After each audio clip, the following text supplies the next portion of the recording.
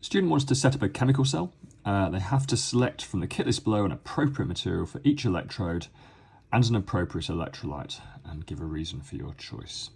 Okay, so here's our apparatus. We've got a beaker with an electrolyte in it. We've got a couple of different electrodes, and the voltmeter here would record the voltage that is being produced. So the kit list we've got to choose from for electrodes, we can choose plastic rods, copper strips, zinc strips, or potassium strips. Okay, now the first thing is our electrodes have to be able to conduct electricity, so we can immediately cross out the plastic rods, can't we? Because they simply do not conduct. Okay, and any insulator it will just cross out straight away. Now we're going to need two different metals to get a voltage. So we have to choose two of these three that's left. We can't choose copper and copper, that would not work.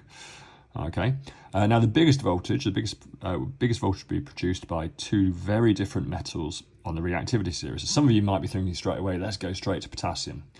But of course, we're going to put these metals into our electrolyte, which is going to be a solution. And we know potassium is incredibly reactive with water. So if you stick potassium into that solution, it's just going to burst into flames. So we can cross the potassium off as well. It's just too reactive, which just leaves us copper and zinc. So electrode 1, copper and zinc. Copper and zinc. Okay, for electrode 2. Okay, so we need copper, we need a metal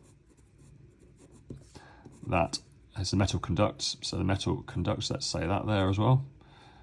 Metal conducts that does not react with water. And we're going to use zinc. It's a different metal, and of course that conducts as well, because metals conduct electricity. Has to be a different metal that does not react. Let's move that down a bit so we sit. React with water. Okay, so that's the metals chosen. Now the electrolyte.